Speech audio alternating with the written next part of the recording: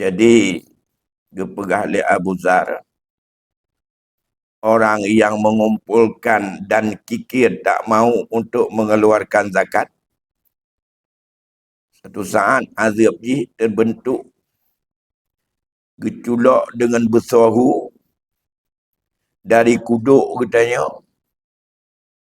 Olehnya kuduknya adalah besarnya gepetebit kena bak muka tu ataupun bak daw tu kena. Jadi culak balik ikut mana kena demak bersuahu. Bersuahu yang kali gedet ke pesuum dengan api neraka. Kun Abu Zar laginya yang dikhabarkan dalam asar dan dari riwayat-riwayat yang ada. Yang ban model siksa je yang harus alami. Mamnya berat lagi jangan ke mati. Mati pahalih. Dia kira itu mati leh dah. Hidupnya macam paling-paling berat ni mati kan. Lebih banyak kan anak hidupnya. Berata katanya culok dalam babah tu dengan bersuahu. Puduk anak budi temuh dalam perut. Hidupnya paling-paling mati. Lebih banyak kan. Dah ada kan. Dia akhirat mati pun tak mau lagi ni. Ini masalahnya. Yang ada rasakan siksa itu dan pedihnya itu. Kiban sakit punya bertahu, bak kuduk, dah culok, dah pedebik, kena bak dawa tu. Dan han mati. Ada orang mati mengambil baca. Han ali mati ni. Yang nak siksa itulah kepedihan itu yang harus untuk kita rasakan. Ya. Tengah taruh hara kiamat. Tengah mahsyar begitu dahsyat. Tambah lagi dengan nasib kita yang ditusukkan dengan besi yang merah setelah dibakar dengan api neraka pada kuduk dan menembus sampai kepada dahinya. Ya.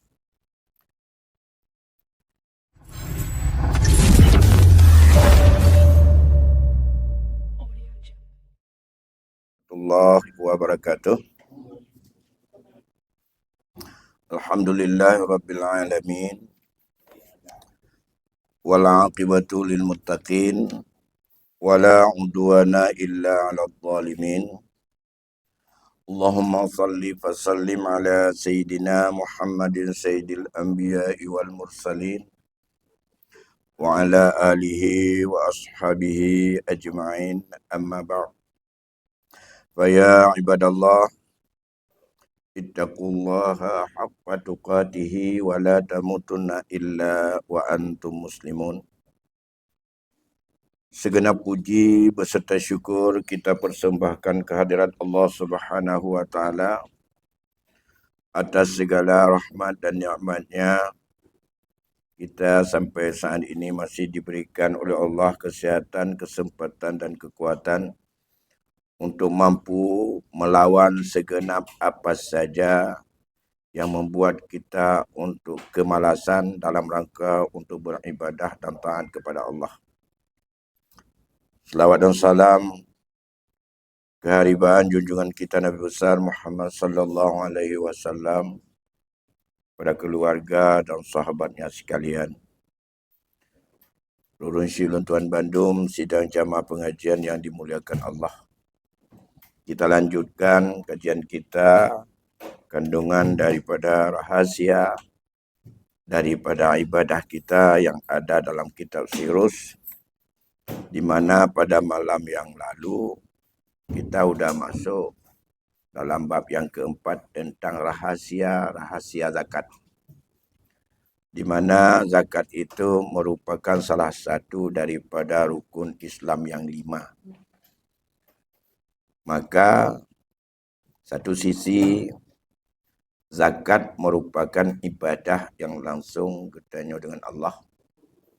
Tapi sesungguhnya zakat juga merupakan satu ibadah sosial yang ada hubungannya antara orang yang mampu mengeluarkan zakat dengan orang-orang yang butuh untuk diberikan perhatian dalam bidang finansial kepada umat, baik mereka itu yang berstatus sebagai fakir, sebagai miskin, sebagai gharib, dan sebagainya, di mana dari 8 kelompok yang menjadi sasaran dan tempat untuk sah kita serahkan zakat, kecuali yang hanya sifatnya itu adalah ujrah atau amil.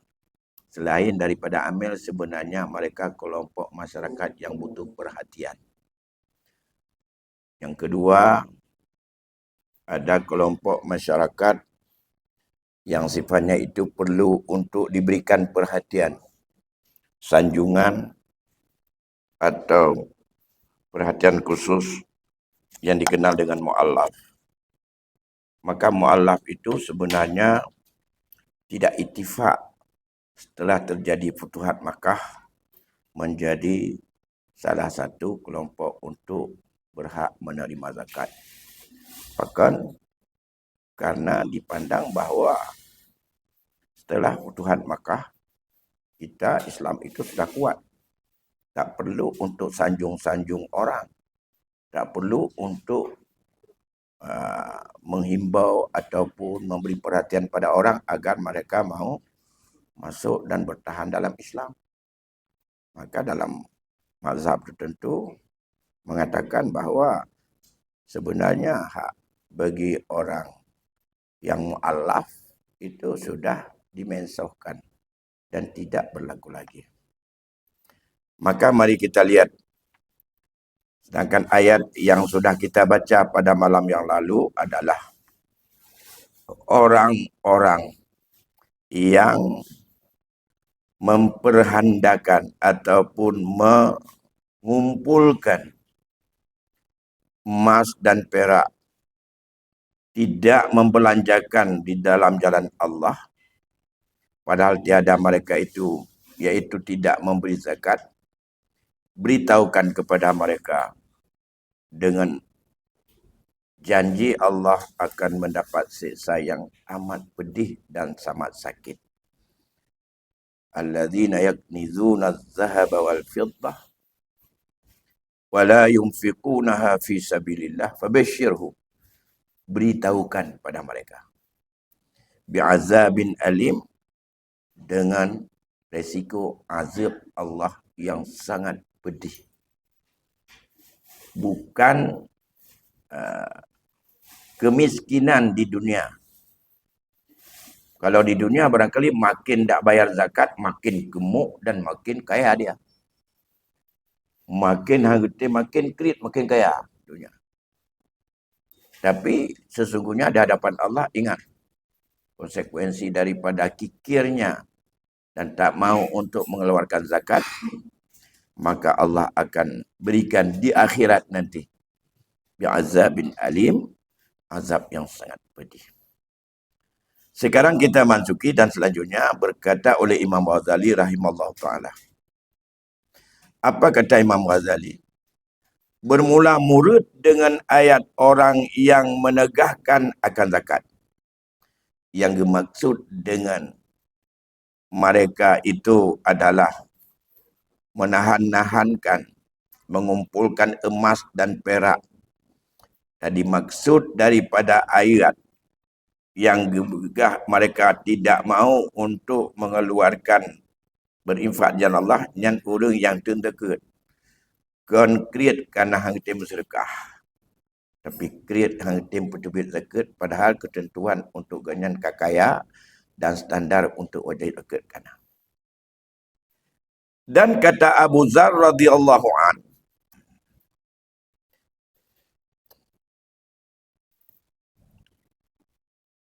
apa kata beliau? Basyiril kanidina baki fi duhurihim yakhruju min junubihim wa baki man min qabila afwahihim yakhruju jibahahum. Khabarkan, beritahukan oleh kalian kepada orang-orang yang menaruh harta, menyimpan harta, padahal mereka itu tidak mengeluarkan akan zakat hartanya itu, dengan disiksa, dicocok di dalam Ya, belakang mereka itu dengan besi yang dibakar hingga merah itu daripada tangkuk mereka itu yang dikeluarkan besi itu daripada dahi mereka itu. Jadi dipegah oleh Abu Zar, orang yang mengumpulkan dan kikir tak mau untuk mengeluarkan zakat. Satu saat azab ni terbentuk geculok dengan bersuahu dari kuduk katanya. Olehnya kuduknya adalah besarnya gepetubit kena bak muka tu ataupun bak daun tu. Kena. Adik culak kat likut kena kena jembak bersuahu. Bersuahu yang kali gedet ke pesuum dengan api neraka. Kun Abu Zar. Lagiannya yang dikhabarkan dalam asar dan dari riwayat-riwayat yang ada. Yang ban model siksa je yang harus alami. Mamnya berat tak lagi jangan mati. Mati pahalih. Dia kira itu mati leh dah. Hidupnya macam paling-paling berat tak mati kan. Lebih banyak ganam ya hidupnya. Berat tak katanya culok lambabah tu dengan bersuahu. Puduk anak budi temuh dalam perut. Hidupnya paling-paling mati. Lebih banyak kan. Dah ada kan. Dia kira mati pun tak mau lagi ni. Ini masalahnya. Yang ada rasakan siksa itu dan pedihnya itu. Kiban sakit menyambut tahu, bak kuduk, dan culok, dan pedubik, kena bak daun tu. Dan han mati. Ada orang mati mengambil baca. Han lain mati ni. Yang nak, siksa itulah kepedihan itu yang harus untuk kita rasakan. Ya. Tengah taruh hara, kiamat. Tengah masyar begitu dahsyat. Tambah lagi dengan nasib kita yang ditusukkan dengan besi yang merah setelah dibakar dengan api neraka pada kuduk dan menembus sampai kepada dahinya. Ya. Wa fi riwayatin ukhra annahu yudau ala hilmatid zaddi ahadin fayakhruju min tagdi kanfaihi wa yudau ala tagdi kanfaihi hatta yakhruja min hilmatin nadibihi bizal zalin. Wa fi riwayatin ukhra annahu yudau ala hilmatis saddi ahadin fayakhruju min tagdi kanfaihi katufaihi wa yudau ala tagdi kanfaihi hatta yakhruju min hilmati saddi bihi bizalzalin. Dalam riwayat yang lain bahwasanya ditaruhkan besi itu atas butir susu seseorang. Dan bak ujung susu, bak ujung miknya kena puting, yang hinan keculok betul. Yang ke saddi. Saddi artinya pada puting susu. Di dalam riwayat yang lain, bahwasanya ditaruhkan besi itu atas butir susunya seorang, lalu dicocokkan, maka dikeluarkan daripada atas belakangnya dan ditaruhkan di atas belakangnya. Lalu dicocokkan hingga dikeluarkan daripada butir susunya. Padahal digerak-gerakkannya. Dia orang pegak tikin. Dia orang tertikin. Bunut. Tetap berangkat bak bersuahu.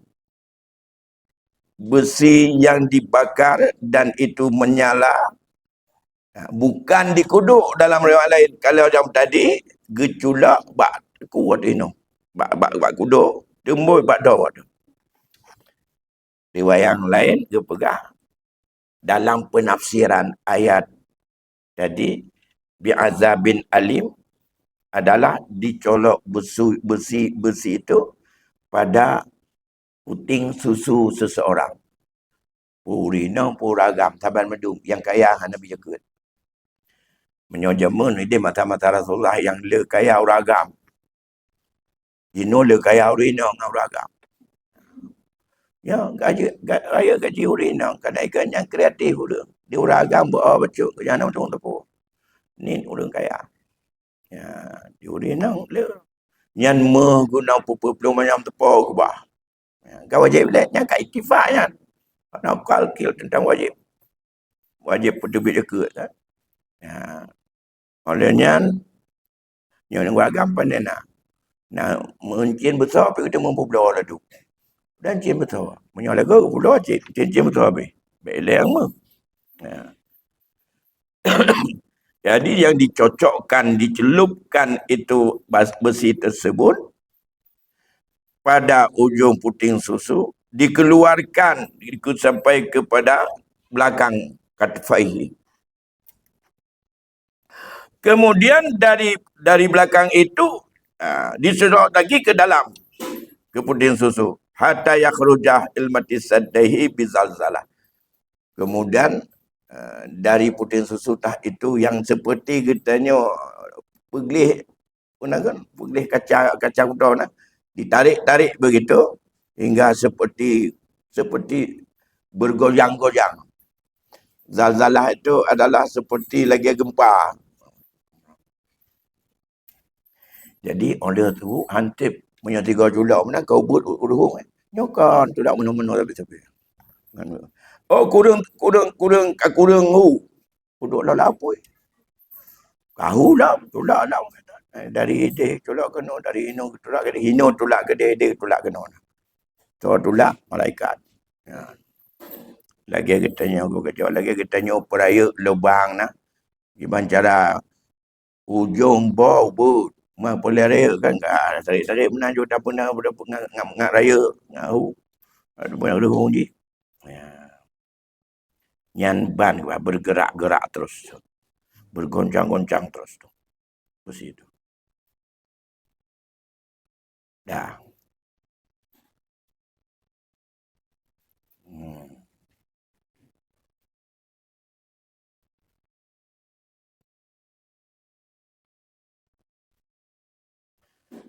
Kemudian dan berkata Abu Zar radhiyallahu an.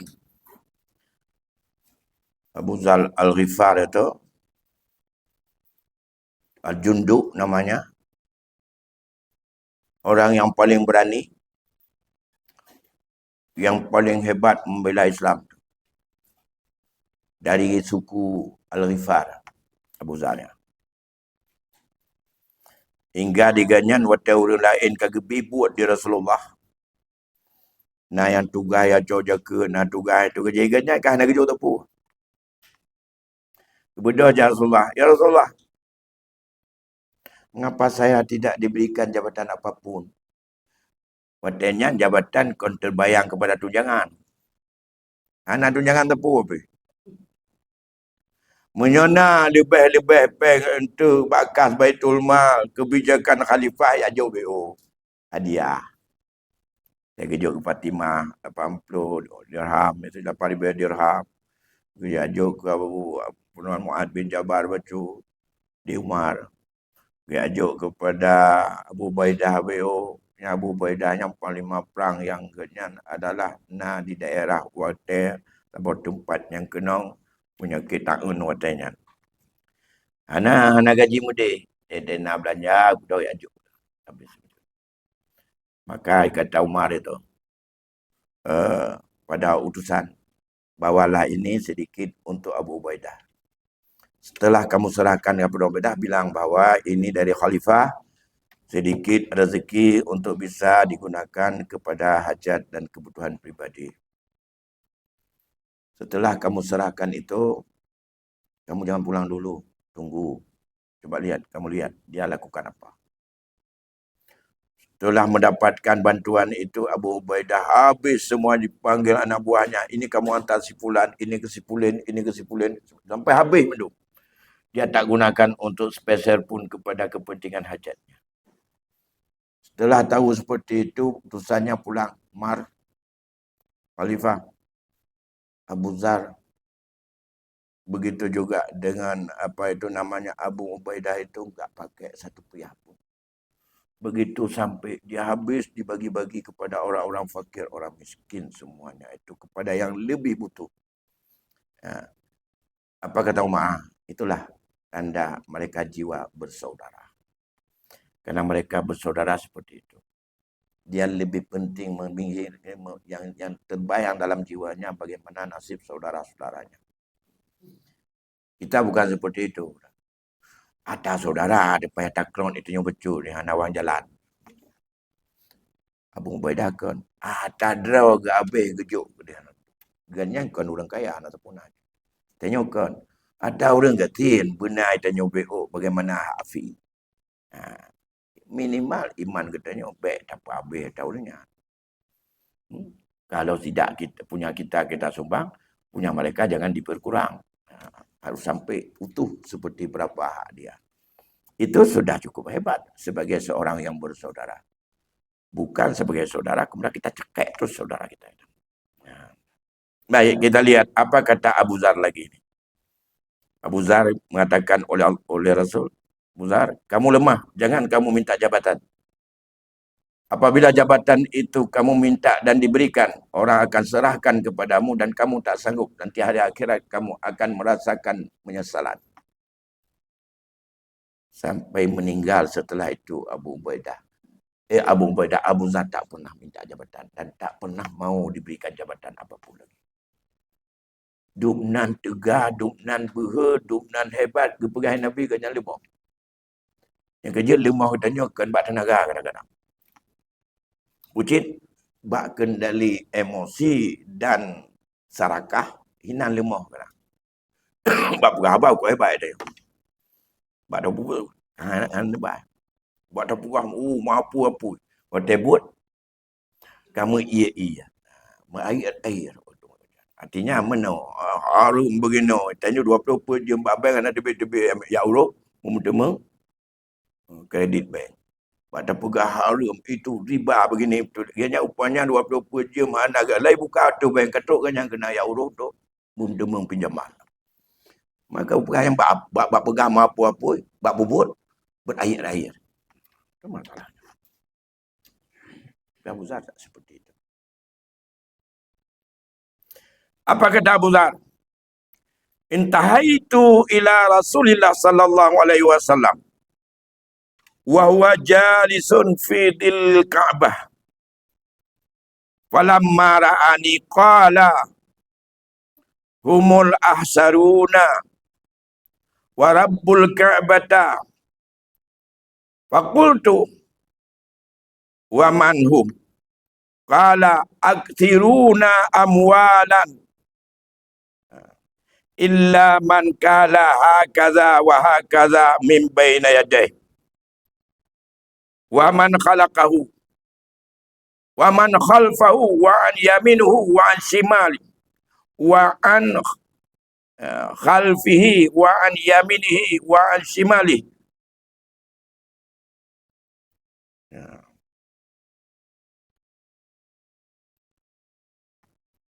Wa qila mahum ma min sahibil ibil wala baqar wala ghanam la yuaddi zakataha illa ja'at yaumal qiyamati a'zamu ma kanat wa asmanahu tantiha bi quruniha wa tutu'ihi wa tatuhu bi adlafiha kullama naqadat akhiraha adat alaihi awwalaha hatta yaqdiya bainan nas. Telah sampai aku kepada Rasulullah sallallahu alaihi wasallam, kata Abu Zar. Artinya aku duduk di dalam naungan Kaabah. Maka tatkala melihat ia akan aku, bersabda ia, mereka itulah yang terlebih kerugian demi Tuhan Kaabah ini. Maka kataku, siapa mereka itu? Maka sabdanya, yaitu mereka yang banyak hartanya, padahal tiada mengeluarkan ia akan zakatnya, melainkan orang yang berkata bagian-bagian daripada hadapannya, dan daripada belakangnya, dan daripada kanannya, dan daripada kirinya. Dan sedikit mereka itu tiada daripada seorang yang mempunyai onta dan lembu dan kambing, padahal ia tiada memberi zakatnya, melainkan datang ia pada hari kiamat yang terlebih besar barang yang adanya, dan yang terlebih embunnya, padahal ia menduduk akan orang yang mempunyai binatang itu dengan tanduknya, dan mencucuk ia akan dia dengan kakinya. Dan tiap-tiap selesai yang pertama itu, maka datang kembali atas yang demikian itu oleh yang kemudiannya, hingga selesai dihukumkan dan dihisapkan antara manusia di dalam hari kiamat. Jadi dipegang hadis Rasulullah. Bahasa ketika Abu Dzar yang menceritakan hadis ini, dia satu ketika duduk di dalam naungan Kaabah dan Rasul ada di situ. Tiba-tiba Rasul mengatakan yang didengar oleh Abu Dzar. Apa kata Rasulullah saat itu? Mereka itulah yang terlebih kerugian demi Tuhan Kaabah ini. Maka kataku, Adi watega pegahan Nabi, mereka lah orang-orang yang sangat merugi demi Tuhan Kaabah ini. Yang nyai ke Nabi. Bang, kamu fikiran kita yang dikaput. Ya, demi Allah. Mereka itulah yang lebih berat kerugian demi Tuhan Kaabah ini. Saat itulah Abu Dzar bertanya, siapa itu ya Rasulullah? Ya, dia tanya, enggak pegahlah. Yaitu mereka yang banyak hartanya, padahal tidak mau mengeluarkan zakatnya. Melainkan orang yang berkata, ya, yang hitam ini pegah mentong, bagian-bagian daripada hadapannya. Dia pegah tu, pua yang naik ke, pua yang nak dilikut, nyuar talun, nyuar talun, nyuar talun, nyuar talun. Itulah yang dia ceritakan. Dia agak keluarkan zakat. Yang ubina kameng yang talun menduk. Ide lu nak lima sekian boh. Ide nak unta sekian boh. Ide nak tanah sekian hektar. Ide nak toko kusipluh boh. Itulah yang ceritakan. Apa yang ada di depannya, di samping kirinya, yang di belakangnya, itu yang dia ceritakan. Ia tidak pernah untuk mau mengeluarkan zakat. Padahal ia itu ada lembunya. Ia juga mengatakan dia daripada orang-orang punya onta, punya kambing, tapi tidak memberi zakat. Nyan urut akhirat untuk dipegah dari Rasulullah. Bahawa jadi yang timun, yang kambing ubina, yang timun-timunnya akan menanduk dia. Jadi yang kambing kita nyo pada ubah le, lima tu pada ubah hanjat, Duk nak le untat, yang pelti, yang kenyang, yang tukang pok katanya dah akhirat. Pok. Olehnya kau ditanduk mentau. Sampai juga menyepaknya tu. Ada. Jadi yang ditanduk dan mencucuk ia dengan kakinya. Ipok ngaulai sipak ngaki. Cakap ngaulai sipak lagi. Itu dilakukan berulang-ulang. Habis sabah kameng tu kameng lain. Nah itulah kata Nabi. Maka tiap-tiap selesai yang pertama, kata sabah kameng selesai. Tu kameng randuk yang ada itu. Datang kembali atasnya. Dan yang demikian sampai kapan? Sampai selesai dihukumkan dan dihisapkan antara manusia dalam hari kiamat. Duk natim nyai sipak ada di keluar kameng dengan lemak. Sampai habis hisap orang di padang macam baru selesai dengan sipak kameng dengan lemak dia. Yang cerita ha? Yang kejut lebih-lebih dah punya nak lemah boleh. Habis lampu gak kita jo. Ada jalan kelupuk. Mentempah mula-mula mempok.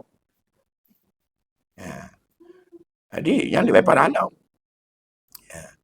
Jadi nyo dapat apabila kita nyo merasa orangnya kita nyo gatin handa tempo tebit zakat dan nyo kaya na penghasilan tu.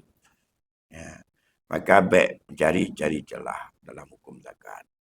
Oh hana wajib iraku bina kitab kali ku baca minimum menyohana wajib baik kriat sedekah. Benarlah nilai 2% setengah sedekah dari jumlah total tertemu. Nyo kana hana wajib sedekah pikir. Hana wajib baik tapi benar sedekah. Walaupun kan katanya, walaupun hang kena katanya doa, hana ada doa itu kadang kira ada Allah katanya kaya. Ya. Supaya tenang jiwa. Seperti yang saya ceritakan pada minggu yang lalu. Bagaimana seorang dosen yang ia baru tenang jiwanya saat ia 2,5% daripada total penghasilannya selalu dia keluarkan dalam bentuk sedekah kepada orang-orang yang butuh. Yang orang butuh, itu semua butuh. Fakir butuh. Miskin butuh. Mukatab butuh. Mukatab itu tahu kan? Mukatab adalah budak yang diberi kesempatan oleh tuannya untuk mencari uang dalam batas tertentu. Kalau dia dapat, maka dia akan merdeka. Dalam batas tertentu, kamu tu cari uang. Kalau kamu dapat sejumlah itu, kamu merdeka. Itulah disebut dengan budak mukatab. Gharib, orang sangat butuh. Orang yang berhutang. Gimana orang berhutang seperti apa? Orang yang berhutang dua, kata Rasul.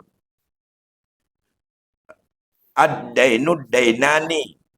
Hutang itu ada dua macam. Orang yang berhutang, dia ingin untuk membayarnya, tapi Allah belum memberikan kemampuan untuk bayarnya. Maka kata Rasul, ana waliullah. Katanya gatin, perlu untuk tabah tuabu atau untuk makanan. Hana patamita, tayak mutang. Tapi, hana kebi-kebi mampu untuk tabayar hutangnya. Maka, ana waliullah. Saya wali baginya. Apa maknanya? Hutang seperti itulah yang Allah berikan hak untuk dibayar dengan jenis gharib dalam harta Baitul Mal. Geplot oleh Allah dalam harta zakat umat Islam untuk bayar hak gharib. Tapi seorang yang berhutang yang modal kedua, ia tak mau untuk membayarnya. Saya kena utai kedai lah. Atakan apa yang ka kalau kata berapa? Atakan apa yang nak boleh ke dah? Yang orang. Maka bahwa yuqabilullahu sariq. Ia menumpuk dengan Allah lagi tidak pencuri yang menumpuk dengan power itu. Di saat akhirat dia seperti seorang pencuri bertemu dengan Allah.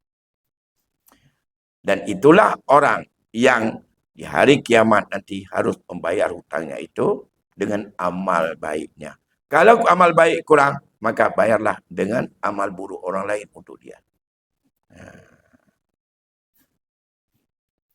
Itu ya buat. Dan malam Jumaat. Pahala ya buat anak habis bayar ke kau. Bayar hutang. Jak umrah dah. Betul apa lepeh hutang nak bayar jak umrah. Kajilah untuk bayar hutang. Pahala umrahnya mandung bayar hutang. Ya. Dan Yohana mentemung. Tubah-tubah Yohana mentemung. Karena pada fikir untuk kita jangan minta laju.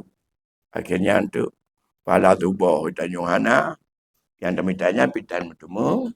Maka akibat jipu. Nak pahala. 3 go nak tayar sama dia. Pahala ni apa ada juga. Bayar hutang.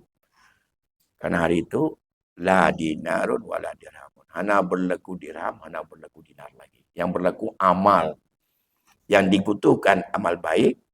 Yang sangat-sangat tak suka pada dirinya adalah amal buruk. Jadi, kita semuanya memberikan sedekah, baik sedekah wajib maupun sedekah sunat kepada orang-orang yang membutuhkan itu merupakan bukan sekedar ibadah, tapi itu adalah merupakan ibadah maliyah. Atas dasar kerana ini masalah zakat hutang maliyah yang wajib dalam zimmah setiap Muslim saat tahun demi tahun bagi yang sampai haul, maka dia itu tidak dibutuhkan niat untuk melunaskan daripada harta peninggalan dia dan wajib untuk dibayar hutang itu walaupun sampai kita setelah meninggal dengan segala peninggalan yang kita tinggalkan. Ya. Jadi hutang ada ibadah dengan Allah rukun limongnya. Dan 5 macam rukun Islam. Yang nasifuji adalah pakai bank, pakai belanja, dan belanja yang kita sanggup, tidak kita keluarkan, itu hutang dengan Allah. Yang wajib dibayar dengan tirkah kita sebelum diberikan kepada ahli warisnya. Mimba di wasiatin yusibiha au dainun. Hutang. Yang kejut, haji payah bayar. Juga lah, kita yang ketibuk kan tak pelepah urut Jawa haji. Apabila kita dalam hidup sudah melewati satu masa kesempatan hidup ini, memenuhi syarat istita'ah, mampu. Tapi mengingat kerana mantau tibuk, mantau ubud, mantau muda, letak kata paju pucai ataupun dapat galak tak paju batu ke dia bina laut. Alah, tak petimang tu tajak wajib awal tak. Tak pergi haji dulu kan. Padahal sudah ada saat itu. Kesempatan sudah ada. Uang sudah ada. Percuma usia masih muda. Alah, tengah tak petimang. Tak sanggup kita ngurus saja kita. Dah lah. Nanti waktu tua kita pergilah. Jadi ibadat pulang sana tak usah lagi kerja apa-apa. Ada orang berfikir demikian. Tidak pernah kita fikir bahawa seolah-olah yang kita punya hari ini akan permanen. Saat itu ada kemampuan, dia sehat badan, enggak mau mendaftar haji, tak pergi haji. Lantas, tunggu bangkrut. Pimpro kita tapi proyek tak dapat lagi. Kita sakit-sakitan. Ekonomi hancur-hancuran. Jadi kita juga tidak punya apa-apa lagi. Itu sudah pernah dalam perjalanan hidup kita sudah wajib melakukan haji tapi belum kita pergi. Dosa enggak pergi? Enggak pergi. Karena inilah disebut dengan haji itu merupakan kewajiban yang diluaskan waktu. Kalau demikian apa juga yang disebut oleh Rasul?